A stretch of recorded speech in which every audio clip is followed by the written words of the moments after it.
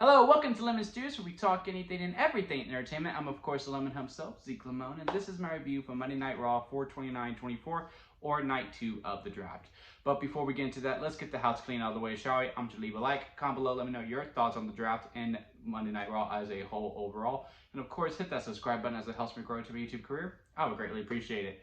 Now, let's get into the review. So, was not able to do a review for SmackDown of Night 1 of the draft, but and night one, I had the same criticism as most people. I was like, well, not many people are moving. It doesn't really feel like a draft. It feels like just a marketing tool, if anything else is what it felt like.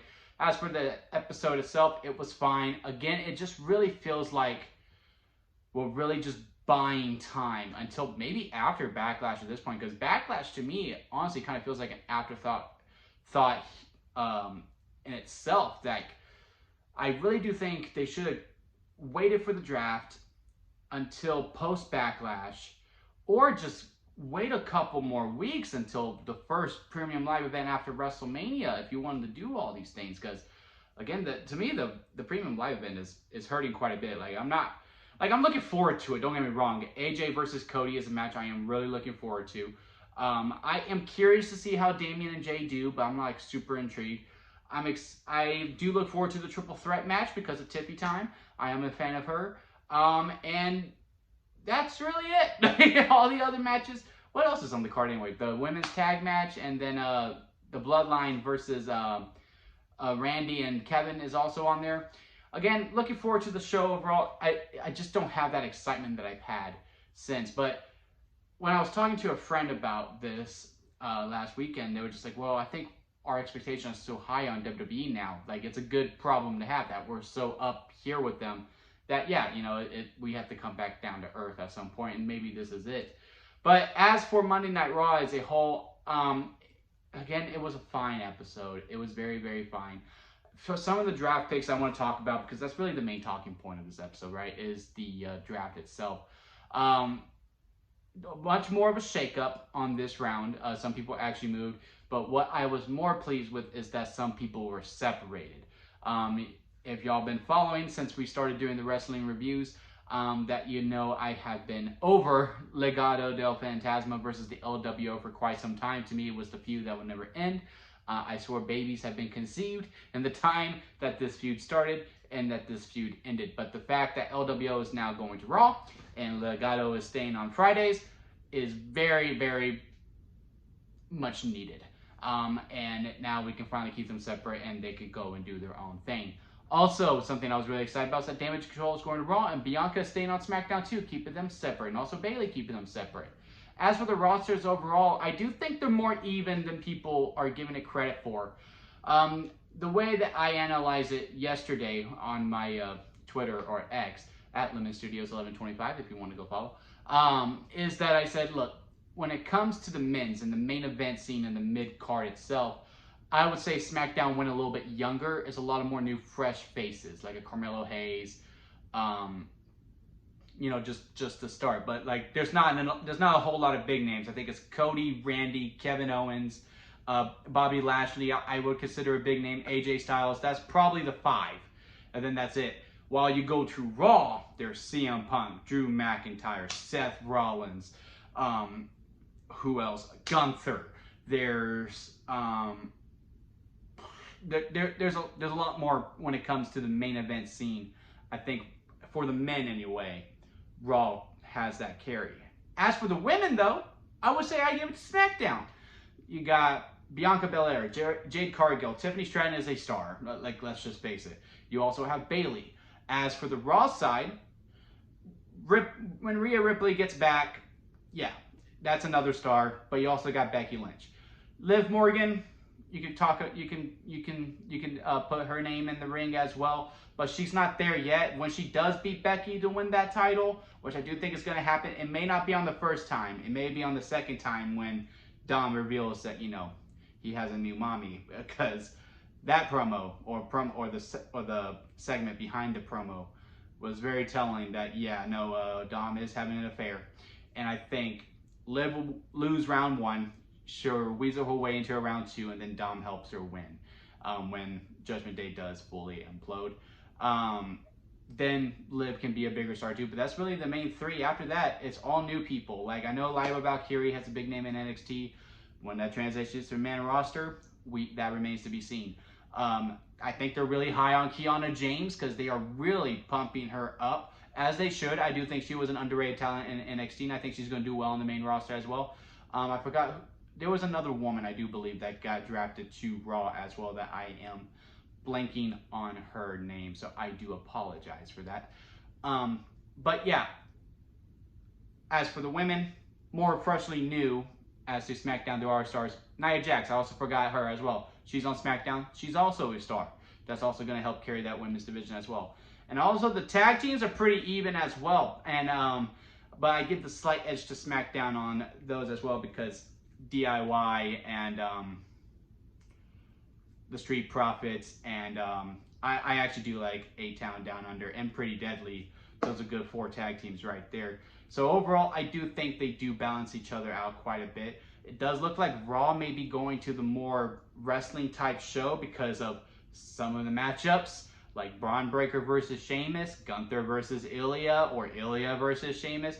Hell, the New Catch Republic, whoever you form with them. I mean, you just give them 10 to 15 minutes on a 3-hour show, it's gonna sing.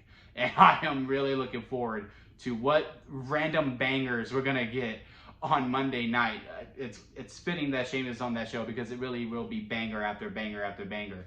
Like, you know, freaking Dijak also being on Raw too. Like, I'm just really excited by the talent of and the style of wrestling we're gonna get when it comes to Monday nights. As for SmackDown, you're looking at more of a more promo heavy, I would say. Like, they have a lot of characters, you know, Cody Orton, Carmelo Hayes is very good on the mic. I think they're gonna I like his wrestling ability too.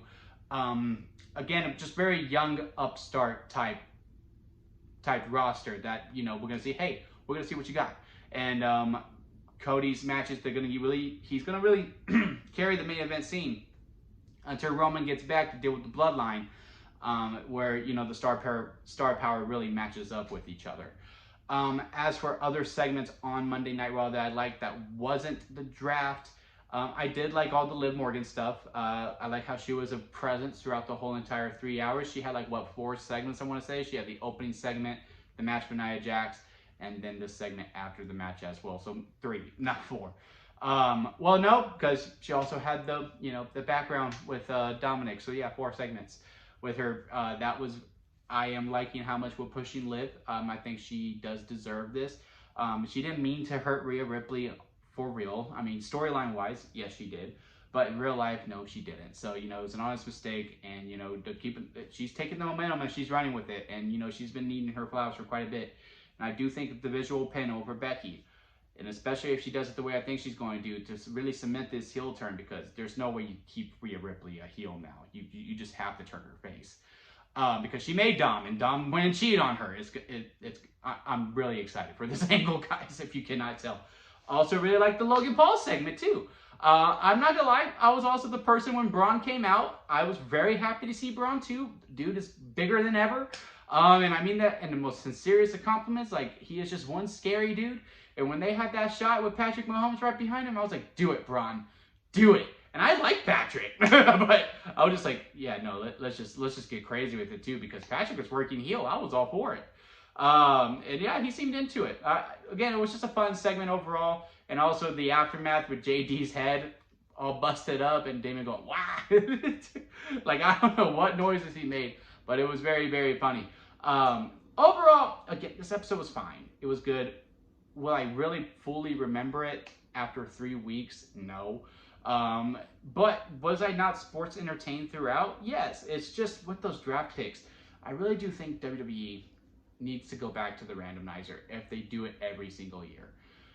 Because I really do think that how many people actually change brands? Someone actually did the math, and it was a lot more than I thought. But that was only because they were in groups. If you really just took the actual pick of how many people switched, I think it is a lot less. Like, I think it was, I don't remember the recall count, but if there was 15 people that moved, that was probably meant a total of 4 picks went to switching brands. Is what I'm trying to say. It was definitely a lot more than that, but you get what I'm trying to say. And I just think the randomizer, you only, on night 1, you only separate 4 matches for that. They don't need to go long. You know, they do the da-na-na-na-na-na. We know someone's moving, and I think it'll be a much more excitement with that. Or you just do the draft every other year. You know, all right, 2 years, this is the roster that you're with. After that, you know, contracts are up, and we draft again. Or make the draft just purely NXT call-ups. And it's like 3 or 4 rounds, because like I think it was 7 NXT call-ups, 7 picks throughout 2 nights, or just 1 night dedicated to that. I think that works too, but I do think they need to change it up a little bit when it comes to this, when it comes to the draft format, especially if they continue to do this every year. Now, the question is, how long will they commit? Is that they need to commit that they stay on separate brands. As long as they stay committed to that, I'll get over it. But if people just keep hopping up on different shows, like if Cody shows up on Raw and it makes no sense, I'm gonna be a little flustered. But again, this episode of Raw was fine overall. And again, I guess the draft was fine. I am happy with some of the picks. I'm excited to see if anyone really steps up. I think with star lists, with how SmackDown is, I'm curious to see who gets opportunities in the main event. Carmelo Hayes had a shot. He did pretty good. We could probably see a Santos Escobar being in the main event spot. Really interested to see how that is. LA Knight, another shot with Cody Rhodes. And the inevitable Orton versus Cody feud is going to really feed families. I think that is the SummerSlam matchup. But yeah, let me know what y'all thought of the draft down in the comment section. And let me know how much you liked it, and how much you liked this episode overall. Again, when it comes to the show overall, it was fine. Not much things to talk about besides Liv Morgan herself, which, you know, is a good thing to have. And again, not really much build up to the pay-per-view that is happening literally this Saturday. It was really just about the picks, which again, I just really do think we need to switch it up. Either move the draft after the Premium Live event, or expand the time in between Premium Live event and WrestleMania if you wanted to do this draft before your first pay-per-view. But yeah, again, comment below, let me know, and hit that like, and again, hit that subscribe button if you are wanting to join this channel. We do movie reviews and wrestling reviews, and until next time, guys, I'll see you here at Lemon Studios.